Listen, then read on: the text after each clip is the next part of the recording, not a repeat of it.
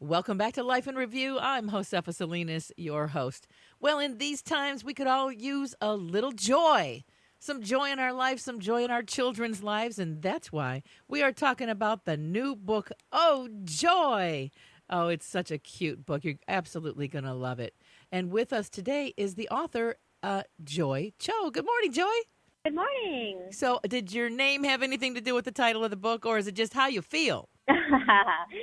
It's all of that. My name is Joy, and my company's name is Oh Joy, and this new book called Be Curious is all about bringing joy through curiosity for kids and for their families. Okay, so tell me a little bit about why you decided to do a children's book. Well, for the last 15 years since I've had my business, we've been all about bringing joy to people through our social media content, through tips and tricks, through products that we've designed. I've had various other books come out in the past, books for adults, business books and DIY books. And as now a mom of two children, kids' books felt like a natural and very happy evolution from there. And so this series of mini board books, with Be Curious being the first one, they're all about qualities I think are so important to instill in children at a young age. So the first one being curiosity, the next one being about feelings and emotions, and then the third one being about kindness. And so I think also right now we're all at home. We're all needing to appreciate the simple joys of everyday life. So Be Curious is really great for that because it's engaging for kids. It's interactive. It's for kids ages 0 to 3, but also kids that are a little bit older who are starting to read on their own will love them as well. And it just really helps us to appreciate what's literally in our own backyard. Absolutely. And board books. Explain what a board book is in case there's someone out there who maybe hasn't had a child. I mean, I have children, so I know what a board book is, but tell us what a board book is. So a board book are typically smaller in size and thicker pages, and I'm sure we might even remember them from our own childhood. Sometimes they're super tiny, but basically they are thicker, and so that when you have kids whose fingers aren't so delicate with turning pages yet, they won't get ruined, and they'll stand the test of time. Aha. So a toddler or somebody, 3 or 4 years old that might get, they look at a book and then they throw it down and go pick up a truck and then they come back and pick up the book and that book's been on the floor. It's a little bit easier to make the book last, and they're also a little easier to clean too, aren't they? Yeah, I mean, ours aren't particularly waterproof, but they're one of those things, if you get a tiny smudge on it, you could probably get, something and wipe it And off. wipe it off, yeah. They'll all be good. Exactly. Yeah. And they also, it's not like having a regular book where kids tend to tear the pages. Yes, exactly. My little one is very rough with books, and there are sometimes pages that, she turns and you would think nothing would happen, but all of a sudden there's a big rip in it for those thin page books. Now, what made you go from being a graphic designer to a book author? Well, that's an evolution over a lot of years. So I started my career as a graphic designer. I grew this brand, and over time, because now we do so many different things, we've had the opportunity to be able to do books. So it's been over the course of 15 years to be able to make that transition and to be able to evolve that. But being a graphic designer, I'm a very visual person. I've always been very creative, so it's been something that I can apply to all the different types of work that I do, whether it's designing products, whether it's coming up with ideas to put on the internet, on social media, or in this case, whether it's writing and working on a book. And where do you see yourself going in the next few years? Oh, right now is a crazy time that's making us all look at what we're doing and trying to figure out what's next. But I know that regardless of what happens when we all get through this, I know that my mission is to bring joy to people in various ways, and however that evolves. So I know I'll be doing that. So, Joy, give us some social media where people can find you. You can find everything at ojoy.com, and from there you can buy all of the kids' books as well as find all of our content and link to our social media. Well, Joy, thank you so much for being with us this morning. Thank you for bringing some joy into our lives. And please, anytime you write another book or have another adventure, come back and see us. Thank you so much for having me. Have a beautiful day. You too. Can a broken promise break a business? Well, I'll bet there's a lot of people out there, small businesses especially, that probably said, don't worry, we'll stay open. And now maybe they've had to close, or Don't worry, we'll keep paying you. And maybe they can't afford to now. So, how does your company survive if you have to make that broken promise to your employees? With us this morning, he is a motivational speaker, a businessman, and author of Eternal Impact. Inspire greatness in yourself and others. It's Troy Nix. Good morning, Troy. Good morning. How are you? Man, I'm fabulous. How are you? I'm doing all right. I'm out of Indianapolis, and the sun is out. And I know that might be a little bit different than the listeners that you have in your region, but I will tell you, I haven't seen the sun for almost 3 weeks, so this is pretty cool today. Yeah, I'm from the Midwest, so I know your pain. I know at this time of the year, it might be rain, rain, rain, rain, rain. Okay, Troy, so let's talk about this. What's a promise that's commonly broken in business, whether you've got a pandemic going on or it's just just regular life? Yeah, that's a great question. And you know what, before I answer directly, I just want to give your listeners a little bit of my background, where I came from and how I view the world. I think that's important. And first of all, military veteran, graduated from the United States Military Academy at West Point. And for about the last 25 years, I've been running different businesses and different companies.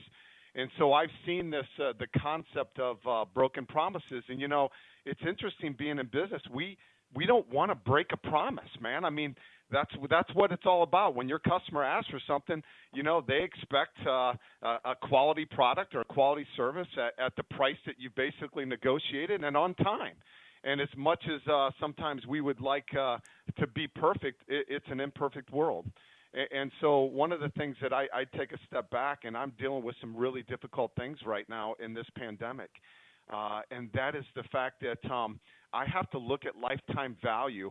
And if anybody is on the line right now that's running a business, or maybe you have a small office or something like that, I look at lifetime value of my customers.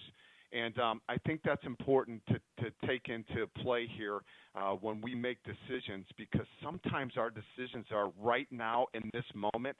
And I will tell you this, I've been forced to try to push away from my desk and say, I have to make a decision right now on a customer that's been with me for 15 years.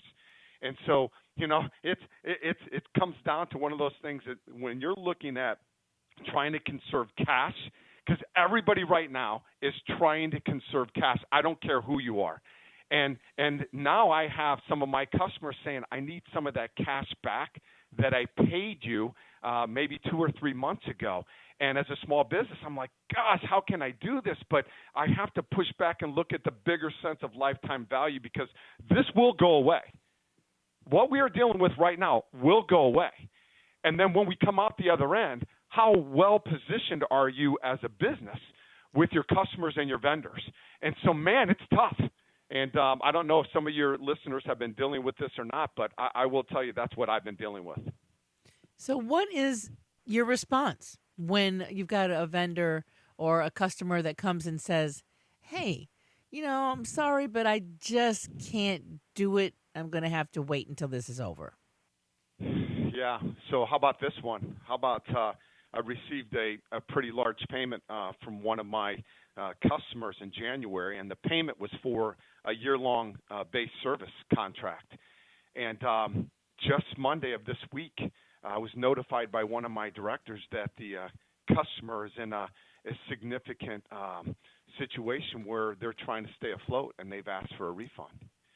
And so I haven't given immediate response, and I've been sitting on it. But I will tell you where my mind has went. My mind has went back to the fact that I'm looking at lifetime value. So here's the deal: this customer pays me for a service, and they, it's not a whole heck of a lot of money. But in doing that, then once they pay me, then they begin to buy other things.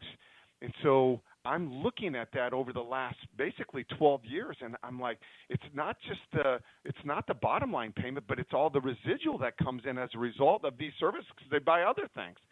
And so I will tell you that I've made up my mind that I'm giving them a refund. And now the question is, how much of a refund? So I just called one of my mentors, because I'm constantly, and once again, for your listeners, man, I'm not in a vacuum. I'm not smart enough to deal with this situation. So I have people all around me that are running really large companies, and I have law firms, and I'm just constantly, putting it out there and pinging people. What would you do if you're me? What would you do if you're me? What would you do if you were me? And this was interesting. I called one of my mentors the other day, and he's running a company. It's about a $50 million organization. And as I'm telling him what I'm going through, he's looking out the window, and he's watching this vendor, which is a lawn mowing company, mow his lawn down in the middle of Kentucky. And Tim goes to me, I can't have him do that. I need all my cash. I have to go out and have a difficult conversation. I'm like, Tim, what does that conversation look like? Because all of a sudden, you are my customer cutting me off. And he goes, here's the deal, Troy. My lawnmower company needs to eat. Those employees need to eat, and I don't plan on cutting them off at the legs.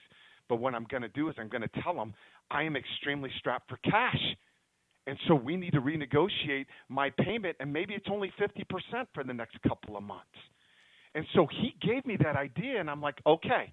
So maybe I don't give the entire refund back, and what he said, he goes, we're all winning when I do this. I'm not cutting them totally out. He goes, so they're helping me, I'm helping them. And he goes, so that idea came in. It's like, and he told me, he goes, anything that you can do for the customer will deem to be a win.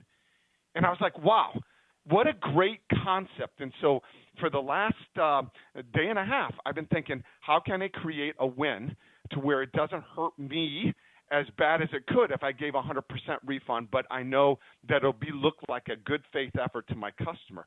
So I'm giving it up. I'm giving up some of the money that they paid me because I feel it's the right thing to do, even though I don't want to do it. My God, I don't want to do it, but I'm going to. I have to, lifetime value, because in 2 years, they're going to remember this, and hopefully they'll be one of my most loyal customers at that point in time. I don't know if that answers your question or not. Oh, absolutely it does, and what a great idea. I mean, I thought about that when I saw, we in California here, most of us have a gardener or somebody that comes, unless you've got a teenager at home that can mow the lawn. Most people have a gardener that comes, and I see the gardeners still in my neighborhood still coming, and I know that it's possibly going to get difficult, if, the belt strings have to be pulled in a little tighter.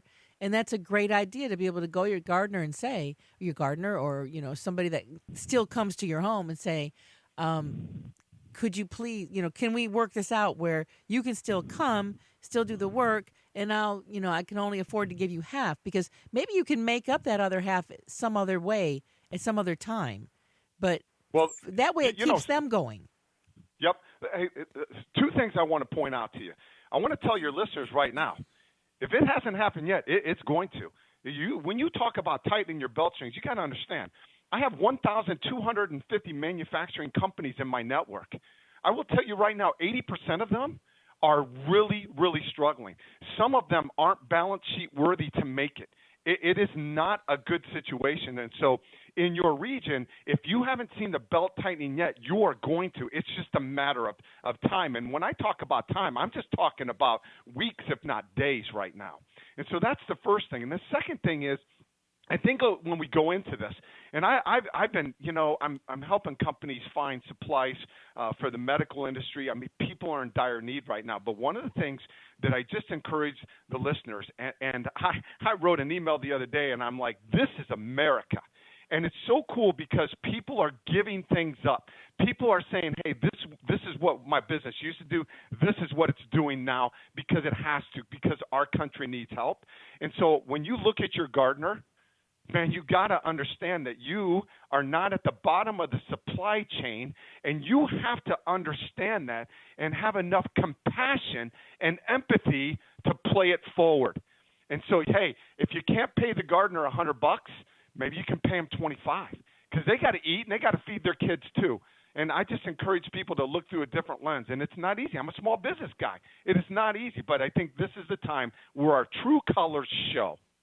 Absolutely. And I see more and more people who've never even thought of having little businesses or even, doing something for free for their neighbors.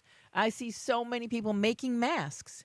And, it might not be the N95 mask that they need in the hospital, but they're dealing with much closer situations in a hospital, and that's why those are specialized masks. But even the homemade masks can be a big help. And I see all over the place people making all kinds of really cool decorative masks and different, there's even people making fashionable masks now. I mean, it's gotten to that point, but they're doing things that they never thought they could do. I mean, a couple of neighbors and myself, we've all got sewing machines at our houses. We're making them and giving them away to people because it's just the thing to do right now. Yeah. Hey, something that's interesting you bring this up because I came from a family and this is 40 some years ago, right?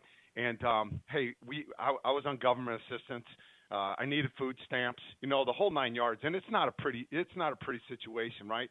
And so the way I look at myself now is I got food in my pantry, I have food in my refrigerator. I do have a couple of really nice bottles of wine that I've been drinking about one a night right now right. to get through everything. But here's the other concept of it. We have to show gratitude. I just want to ask your listeners, and hopefully this will jolt some of them.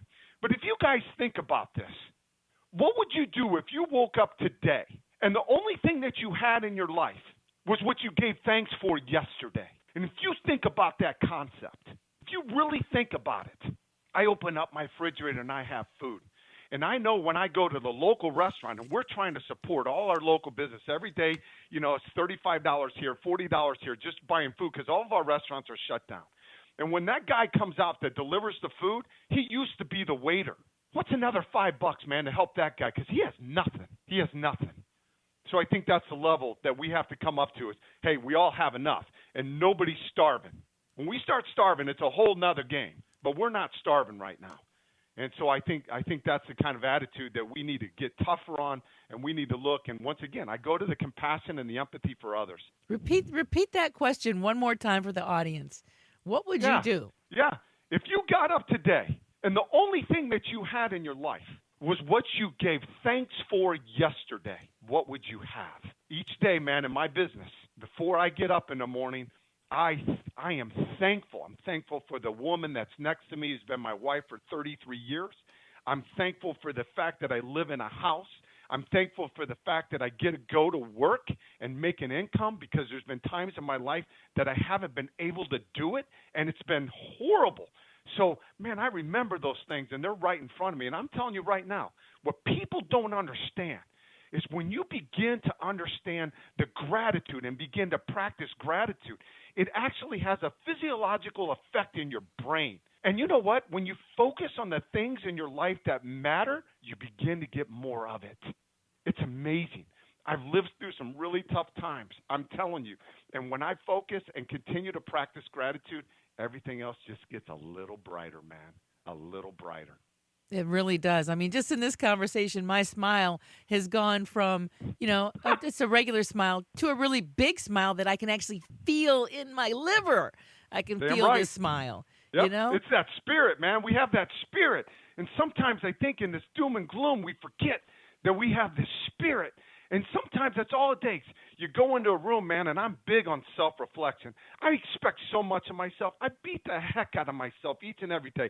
I should have made this decision better. I didn't lead well enough. I didn't listen to my employee well enough. But, every once in a while you got to look in the mirror and you got to say, hey, you're doing the best you can. And you got the spirit. You got to tap into that spirit because others feel it. And you know what?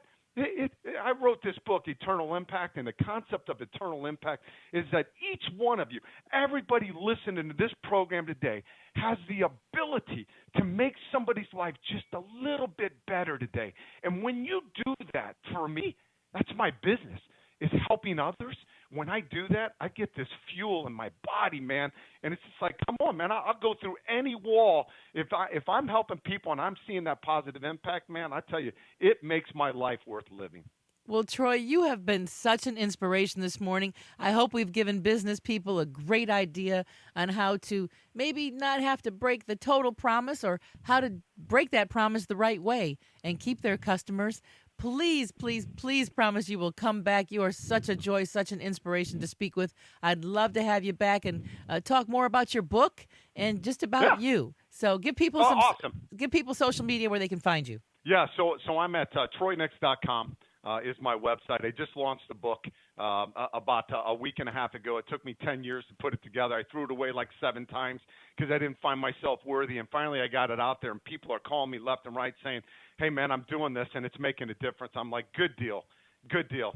So so I look forward to coming back on, but it's been a pleasure talking to your listeners. Well, what's today. that? What's that book that you have out? It's called Eternal Impact. All right, it's on Amazon right now, and you can get it through my website at troynix.com. Oh, that's fabulous. Well, continued blessings to you and your family, and stay safe, and we will have you back. Nice. Thank you. Have a great day, everyone. Have an amazing day. What a morning we have had. And he was such an inspirational speaker, wasn't he? I'm Josefa Salinas. Until we get together again, stay strong, stay focused, most of all, stay informed. And when you wake up tomorrow, ask yourself this question. If I look around and the only thing I have with me today is what I was thankful for yesterday, what am I going to find? Happy Mother's Day to all the mothers out there. I am so thankful for being a mother. Man, I tell you, I'm a biological mother to 2, but a mother to about 20, and I couldn't be happier. So if you're a mother out there, you know what I'm talking about. Have a beautiful day. Take good care of yourself. Take good care of your mother. If you're not with her, give her a call. It'll mean the world. And I'm telling you, for some mothers, the best present you can give them is a handwritten note, letting them know what you think about them. To me, that's priceless. I'll see you soon.